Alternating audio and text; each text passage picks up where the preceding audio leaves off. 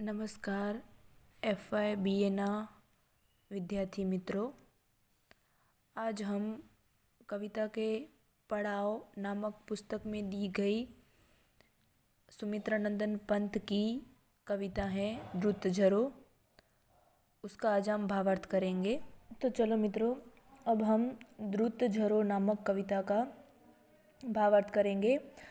हमने सुमित्रानंदन पंत का साहित्यिक परिचय एवं जीवन परिचय वो अगले वीडियो में हमने देख लिया था, और अब इस वीडियो में हम द्रुतझरो कविता का भावार्थ करने से पहले उसका संक्षिप्त रूप क्या है, यानी कि कवि ने इस संपूर्ण कविता में क्या कहना चाहा है वो हम जान लेंगे।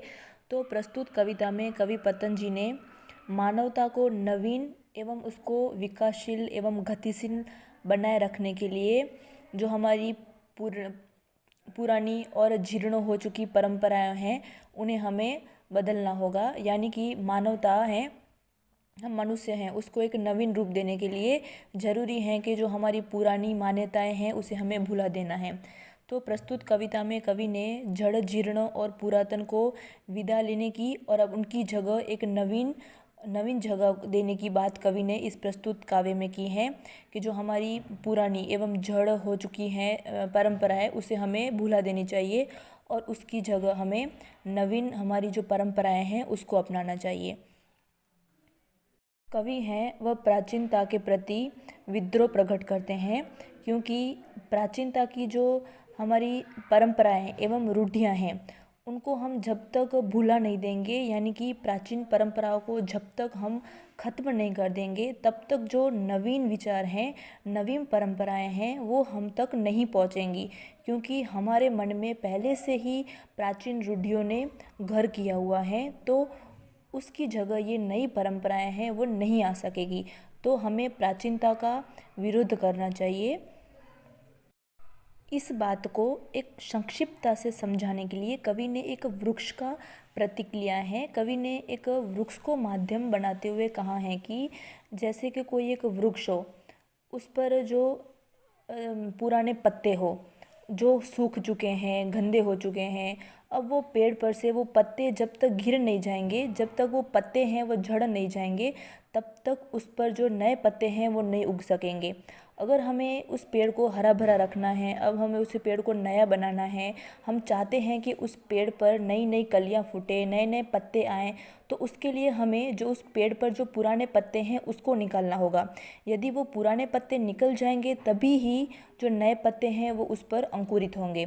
तो इसी प्रकार कवि ने इस वृक्ष को माध्यम बनाते हुए हमें समझाना चाहा है कि हमें अगर नए विचार, नए परंपराएं करनी है तो हमें जो हमारे मन में जो पुराने विचार एवं पुरानी रूढ़ियाँ पड़ी हैं उसको हमें निकालना ही होगा, तभी ही एक नया संचार, नया युग चालू होगा। फिर कवि ने कहा है कि जो नवचेतना से डर जाता है या फिर तो जो नवीन रूढ़ियों से थक जाता है उसको इस जीवन में जीने का कोई अधिकार नहीं है, क्योंकि वो पहले से ही इतनी पुरानी संस्कृति, पुरानी रूढ़ियों में जी रहा है, तो उसे इस नए युग में जीने का कोई अधिकार नहीं है। आज का युग है वह नव विकास का युग है, नई परंपराओं का युग है, नई संस्कृति का युग है, ना कि पुरानी परंपराएं और पुरानी रूढ़ियों का। इसका अर्थ तो यही हुआ कि हम स्वयं में शक्ति नहीं हैं और हम दूसरे लोग में कमियां ढूंढते रहते हैं कि इसमें कोई कमी होगी। तो इसी प्रकार ही कवि ने कहा है कि जो पुरानी रूढ़ियां हैं उसको बदलकर हमें नए रूढ़ियां लानी है, तभी संसार में चारों ओर यौवन फैल जाएगा। क्योंकि आज का युग है वो आधुनिक युग है और आधुनिक युग में आधुनिक विचारों की आवश्यकता होती है, ना कि पुरानों विचारों की। अगर वो प्राचीन रूढ़ियाँ हम बदल देंगे तो संसार है वो एक रंग बिरंगी फूलों के बगीचे जैसा, यानी कि रंग बिरंगी फूलों के बाग जैसा बन जाएगा। उसमें यौवन की कोयल है वो महकेगी और जो पूरा संसार है वो एक बगीचे में तब्दील हो जाएगा। लेकिन कब? जब हम पुरानी रूढ़ियों को बहा देंगे तभी ही ये संभव है। इस प्रकार कवि ने संपूर्ण कविता में यही कहना चाहा है कि हमें नए युग में परिवर्तन लाना चाहिए, ना कि उसे स्थिर रख देना चाहिए। तो चलो अब हम उनकी पंक्तियों का भावार्थ करते हैं और काव्य को अधिक ज़्यादा समझते हैं। चलो अब हम काव्य की पंक्तियों को देखेंगे। द्रुत जरो जगत के जीर्ण पत्र, हे शस्त्र ध्वस्त, हे शुष्क शीर्ण, हिम ताप पीत मधुवात भीत, तुम वीतराग जड़ पुराचीन। कवि ने द्रुत झरो नामक कविता की रचना 1934 में की थी और इन पंक्तियों के माध्यम से कवि कहना चाहते हैं कि जो प्राचीन समस्या परंपरा को जीर्ण पत्रों के समान हैं उन्हें तुरंत ही झड़ जानी चाहिए। यानी कि जो हमारी प्राचीन परंपराएं हैं वो एक सूखे हुए पत्तों के समान हो गई हैं, तो अब उन्हें उन पत्तों को गिर जाना चाहिए, यानी कि परंपरा को हमें हटा देना चाहिए। हकीकत में हम देखें तो जो प्राचीन परंपराएं हैं वो समाज के लिए उपयोगी नहीं हैं। तो जो चीज़ उपयोग में नहीं ली जा रही हैं तो अंत में उन्हें विलीन हो जाना चाहिए या फिर तो उन्हें ख़त्म कर देनी चाहिए। कवि का अभिप्राय है कि नए युग से ही एक नए समाज का श्रृंगार होगा और इसी दृष्टिकोण को कवि ने इस कविता के माध्यम से हमें समझाया है। कवि पंत का ये विश्वास है कि जब तक जो प्राचीन परंपराएं हैं वो त्यागी नहीं जाएंगी, जो प्राचीन परंपराएं हैं जब तक ख़त्म नहीं होगी तब तक एक नव युग का वो उदय नहीं हो पाएगा, क्योंकि प्राचीन परंपराएं ही उस पर अपना कब्जा किए हुए हैं। तो इसीलिए ही कवि ने यहाँ पर जो प्राचीन परंपराएं हैं उन्हें यहाँ पर जीर्ण शीर्ण पत्रों के रूप में संबोधित किया है। तो फिर आगे कवि कहते हैं कि हे संसार के जीर्ण शीर्ण और नष्टप्राय एवं शुष्क पत्तों, तुम शीघ्र ही झड़ जाओ। अर्थात तुम पहले से ही जीर्ण एवं शीर्ण हो चुके हो तो तुम्हें अब गिर जाना चाहिए, जिससे तुम्हारे स्थान पर नवीन कोमल पत्ते निकल आएँ, क्योंकि जब तक पुराने पत्ते नहीं गिरेंगे तब तक नए पत्ते नहीं आ पाएंगे। इसलिए कवि कह रहे हैं कि अब तुम्हें गिर जाना चाहिए। तुम सर्दी और गर्मी से प्रभावित होकर पीत वर्ण वाले हो गए हो, यानी कि तुम्हें सर्दी की ठंड के कारण और गर्मी की गर्माहट के कारण अब तुम्हारे जो पत्ते हैं वो पीले हो चुके हैं। तो तुम्हारे ये जो पीले पीले पत्ते हैं वो वसंत की जो हवा मंडरा रही हैं उससे वो भयभीत हो रहे हैं, तो अब तुम्हें झड़ जाना चाहिए।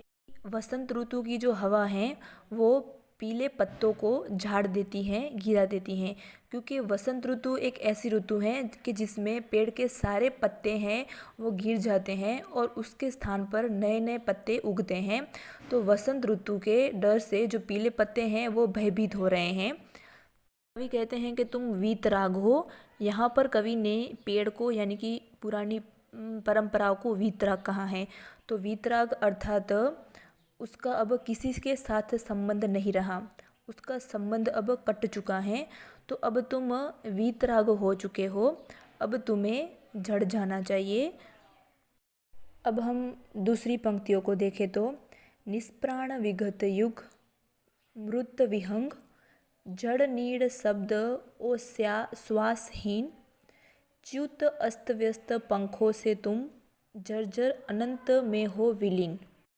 अब कवि ने यहाँ पर निष्प्राण विगत युग कहा है।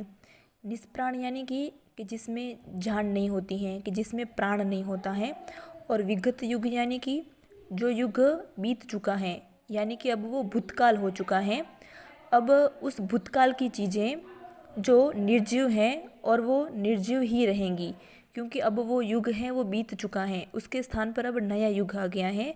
तो जो भूतकाल की जो चीज़ें हैं, जो युग बीत चुका है उसकी चीज़ें अब निर्जीव हो गई हैं, क्योंकि वो युग खुद ही निर्जीव हो गया है, तो उसकी अब चीज़ें भी निर्जीव हो गई हैं। अब वह युग है वो एक मरे हुए पक्षी के समान लगता है। मृत विहंग यानी कि एक मरा हुआ पक्षी, वो जो भूतकाल है वह मरे हुए पक्षी के समान लगता है।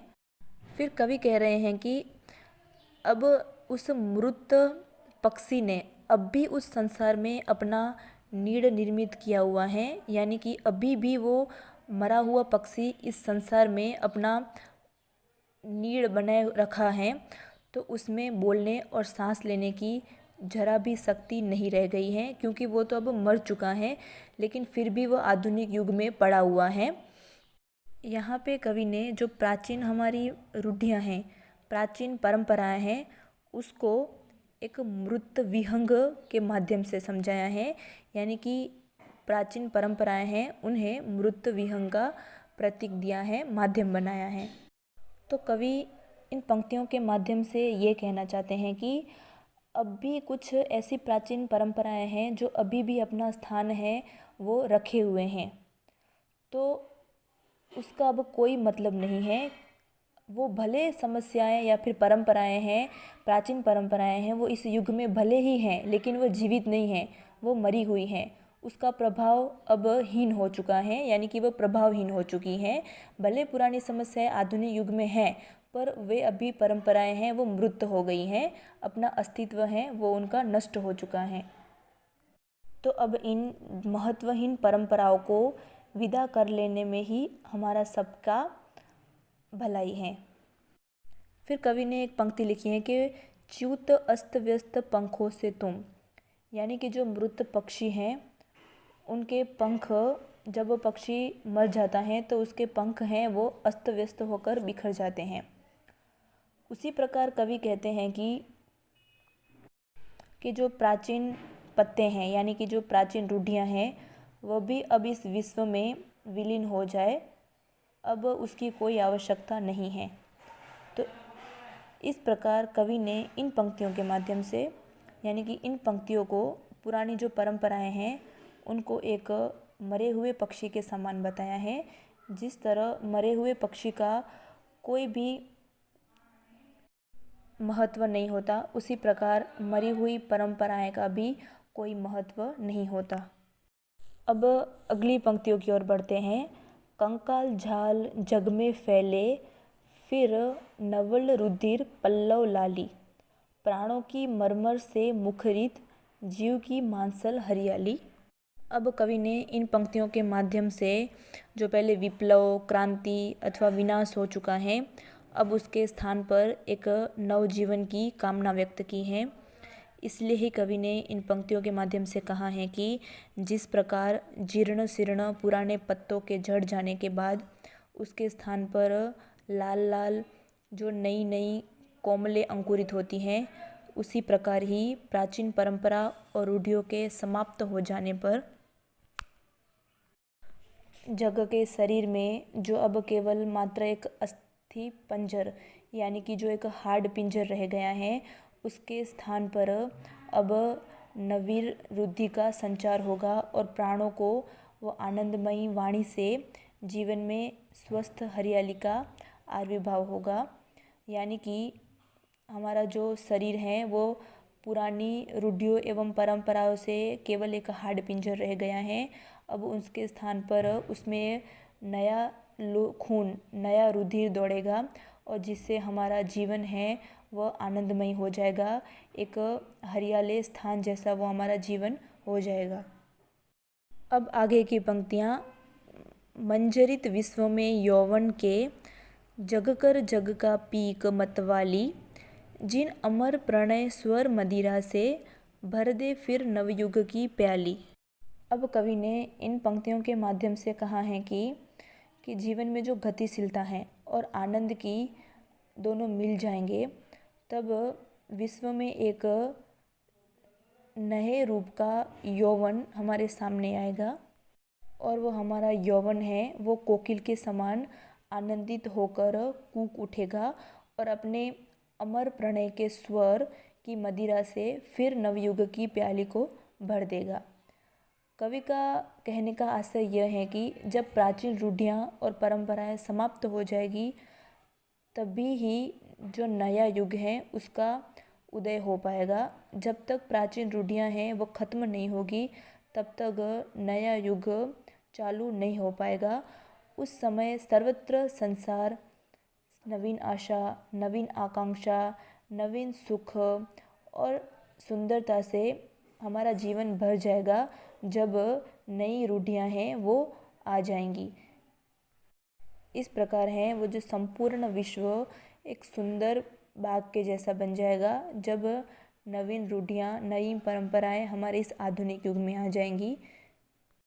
इस प्रकार संपूर्ण कविता में कवि ने एक नव चेतना का आह्वान किया है, हमें नई रूढ़ियों से, नई परंपरा से परिचित करवाया है। कवि इस कविता के माध्यम से हमें बस इतना ही बताना चाहते हैं कि अगर हमें हमारा युग में परिवर्तन लाना है, हमारे जीवन शैली में परिवर्तन लाना है, तो हमें जो हमारी पुरानी जीवन शैली है उसे बदलना होगा, यानी कि उसको ख़त्म करना होगा। तभी ही एक नया युग है उसका आह्वान होगा। अगर हम एक सुंदर बगीचा बनाना चाहते हैं तो जो हमारे पुराने पेड़ पौधे हैं जो अब ख़राब हो चुके हैं, जो अभी ध्वस्त हो चुके हैं, उसको निकाल कर उसकी जगह हम नए पौधे बोएंगे, तभी ही एक हम सुंदर बगीचा बना पाएंगे। यदि हम उन पुराने पेड़ों को या फिर पुराने पौधों को जो अब ख़राब हो चुके हैं उनको निकालेंगे नहीं, तो हम एक नए बगीचे का निर्माण नहीं कर पाएंगे। अर्थात हमें एक अच्छा और आधुनिक युग जीना है, तो हमें जो पुरानी हमारी मान्यता हैं उसको हमें जड़ से ही नष्ट करना पड़ेगा। बस यही एक भाव है जो कवि ने द्रुत झरो नामक कविता के माध्यम से हमें समझाने का प्रयास किया है। धन्यवाद मित्रों।